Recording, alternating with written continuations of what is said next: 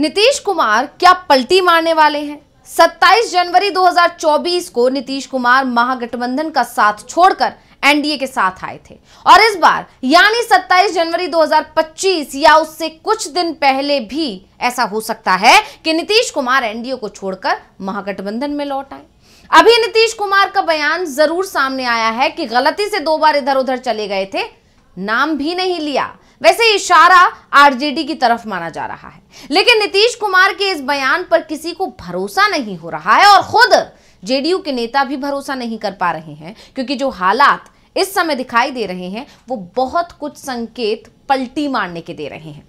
तो क्यों कहा जा रहा है कि नीतीश पलटी मारने वाले हैं और क्या है वो समीकरण जिसने उड़ा रखी है बीजेपी की नींद? आज हम इसी राजनीतिक समीकरण पर करेंगे बात। नमस्कार, मैं हूं अंशिता। बिहार के जो राजनीतिक हालात दिखाई दे रहे हैं उसके बाद कहा जा रहा है कि नीतीश कुमार एक बार फिर से पलटी मारने की तैयारी कर रहे हैं, क्योंकि बीजेपी में रहते हुए उनकी पार्टी पर ही संकट के बादल मंडराने लगे हैं। बीजेपी के साथ वो रहेंगे तो जेडीयू कमजोर होती चली जाएगी और अभी भले ही बीजेपी की तरफ से कहा जा रहा है कि नीतीश सीएम हैं, थे और रहेंगे, लेकिन चुनाव आते आते बीजेपी नीतीश को ही पूरी तरह से किनारे लगा सकती है। नीतीश को भी इस बात का एहसास हो रहा है, इसलिए वो अपनी पार्टी को बचाने की कोशिश में जुट गए हैं और इसके बाद ही चर्चा शुरू हुई कि नीतीश पलटी मारने की तैयारी में है। लालू यादव ने तो नीतीश को साथ आने की बात कहते ही महागठबंधन के दरवाजे खोल दिए हैं। कांग्रेस भी इसके लिए तैयार है। ऐसे में चिंता बीजेपी की बढ़ती दिख रही है। तो अब हम उन समीकरणों पर गौर कर लेते हैं जिसने बीजेपी की नींद उड़ा दी है और जो बता रहे हैं कि बिहार में कुछ बड़ा होने वाला है।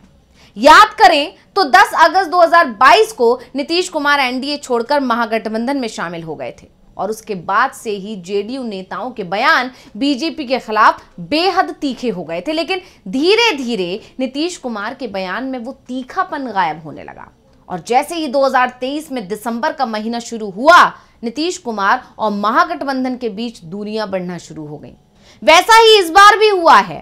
इस बार भी दिसंबर में ही नीतीश की बीजेपी से दूरी बढ़ना शुरू हुई है। आपको इस क्रोनोलॉजी को विस्तार से समझाते हैं।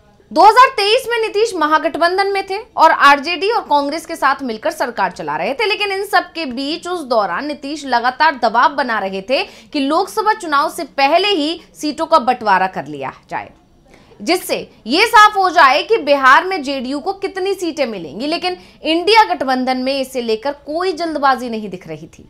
जेडीयू के अंदर जो बीजेपी के करीबी नेता थे, उन्होंने नीतीश से कहा कि इंडिया को उनकी जरूरत सिर्फ लोकसभा चुनाव तक है। लोकसभा चुनाव का जब ऐलान होगा तो इंडिया नीतीश को किनारे लगा सकता है। 16 सांसद हैं अपने, लेकिन 10 सीट भी लड़ने को नहीं मिल पाएंगी। और इस बीच 14 दिसंबर 2023 को अमित शाह पटना पहुंचते हैं। कार्यक्रम सरकारी था और इसमें सीएम नीतीश कुमार को भी बुलाया गया था। 1 साल से अमित शाह के कार्यक्रमों से नीतीश कुमार कन्नी काट रहे थे, लेकिन इस बार नीतीश कुमार कार्यक्रम में पहुंच जाते हैं और मंच पर केंद्रीय गृह मंत्री अमित शाह का गर्मजोशी से स्वागत करते हैं और इसके बाद से ही संकेत मिलने लगते हैं कि नीतीश पलटी मारने वाले हैं। इसके ठीक 50 दिन बाद 27 जनवरी 2024 को नीतीश कुमार महागठबंधन छोड़कर बीजेपी में शामिल हो जाते हैं।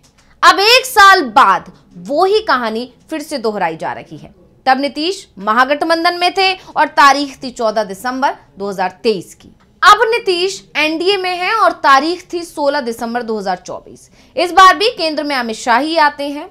16 दिसंबर को वो एक इंटरव्यू में कहते हैं कि बिहार में सीएम फेस अभी तय नहीं है, इसका फैसला बीजेपी का संसदीय बोर्ड करेगा। सवाल किया गया कि क्या महाराष्ट्र जैसा ही बिहार में होगा, तो शाह ने कहा कि महाराष्ट्र में बीजेपी की ज्यादा सीट थी, इसलिए सीएम बीजेपी का होगा। इस पर किसी सहयोगी को आपत्ति नहीं थी। ऐसे में नीतीश कुमार के लिए मैसेज तो पहुंच ही गया। इसके अगले दिन 17 दिसंबर को दूसरा बयान अमित शाह का आ जाता है। ये बयान उन्होंने दिया राज्यसभा में।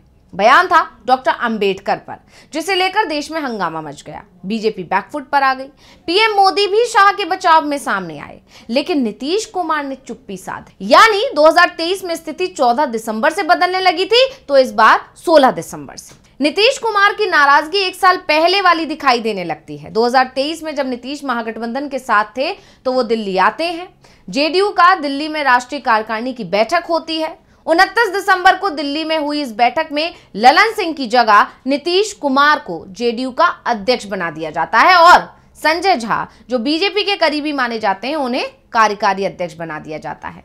उस समय नीतीश इंडिया गठबंधन में थे, लेकिन दिल्ली में नीतीश 2 दिन रुकने के बावजूद कांग्रेस या इंडिया गठबंधन के किसी नेता से नहीं मिलते और बिन मिले दिल्ली से पटना लौट जाते हैं। इस बीच खबर आती है कि नीतीश कुमार की दिल्ली में बीजेपी के कुछ नेताओं से बातचीत हुई है। अब देखिए, इसे प्रयोग कहें या संयोग। एक बार फिर 29 दिसंबर का दिन आता है, साल 2024। नीतीश एक बार फिर दिल्ली आते हैं, 2 दिन रुकते हैं, डॉक्टर मनमोहन सिंह को श्रद्धांजलि देने उनके घर जाते हैं, कांग्रेस नेताओं से बात करते हैं, लेकिन पीएम मोदी और बीजेपी अध्यक्ष जेपी नड्डा, जिनसे मिलने का नीतीश का कार्यक्रम पहले से ही तय था, उनसे बिना मिले पटना लौट जाते हैं। दिल्ली में नीतीश बीजेपी के किसी नेता से नहीं मिलते, यानी जो 29 दिसंबर 2023 को हुआ वो ही ठीक 1 साल बाद 29 दिसंबर 2024 को होता दिखाई देता है। अब बात करते हैं इसके आगे की रणनीति की। जेडीयू में बदलाव होता है। इसके बाद 14 जनवरी 2024 को एक बार फिर अमित शाह से सवाल किया जाता है कि लोकसभा चुनाव से पहले बीजेपी के जो साथी चले गए, जिसमें नीतीश कुमार भी शामिल हैं, अगर साथ में आना चाहें तो क्या एनडीए में उन्हें शामिल किया जाएगा? अमित शाह जवाब देते हैं कि तो वो से काम नहीं चलता है, प्रस्ताव आएगा तो जरूर विचार किया जाएगा। साफ है, बीजेपी की तरफ से नीतीश को इशारा दे दिया गया कि उनका एनडीए में स्वागत है। कहा तो यह भी जाता है कि जिस पत्रकार ने यह सवाल किया था, उससे पहले ही इस सवाल को करने के लिए अमित शाह की टीम ने कह दिया था, क्योंकि मैसेज नीतीश तक पहुंचाना था।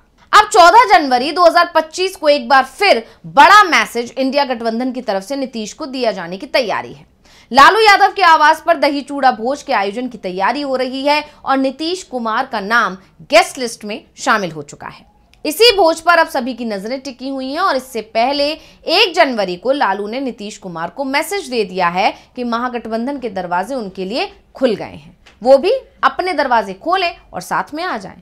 अब आगे बढ़ें तो 27 जनवरी 2024 को नीतीश ने पलटी मारी। इसकी खबर लालू यादव को पहले ही लगने लगी थी, इसलिए लालू नीतीश कुमार को मनाने के लिए 21 जनवरी 2024 को खुद नीतीश से मिलने सीएम आवास पहुंचे। उनके साथ तेजस्वी भी थे।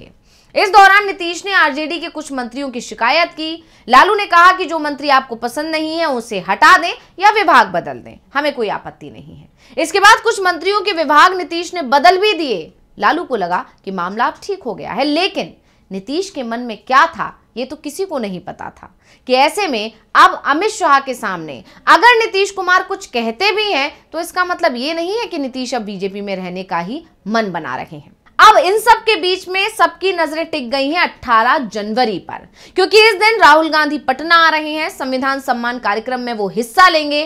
तो इसी दिन यानी 18 जनवरी को लालू प्रसाद यादव ने भी आरजेडी की एक बड़ी बैठक बुलाई है। राष्ट्रीय कार्यकारिणी की बैठक होगी और कहा तो यह भी जा रहा है कि लालू ने अपने सभी विधायकों को पटना बुला लिया है, यानी खेला होने वाला है। कम से कम संकेत तो इसी तरफ इशारा कर रहे हैं। ऐसे में यह भी कहा जा रहा है कि 27 जनवरी 2024 को नीतीश ने जिस तरह से इस्तीफा देकर एनडीए के साथ सरकार बना ली थी, वैसा ही इस बार हो सकता है। तारीख 27 की जगह कुछ और भी हो सकती है, लेकिन जो भी कुछ होगा वो जनवरी में ही हो। और अब ये बात तय मानी जा रही है और इसीलिए बीजेपी खेमे में हलचल है और अब इसी ने बीजेपी खेमे में खलबली मचा दी है। और अब अमित शाह पटना दौरे पर हैं और पटना दौरे के दौरान वो नीतीश को मना पाते हैं या नहीं मना पाते हैं, इस पर सभी की निगाहें टिकी हुई हैं। तो रिपोर्ट आपको कैसी लगी, हमें कॉमेंट करके अपनी राय जरूर दीजिएगा। इसी के साथ मुझे दीजिए इजाजत। देखते रहिए डीवी लाइव। नमस्कार।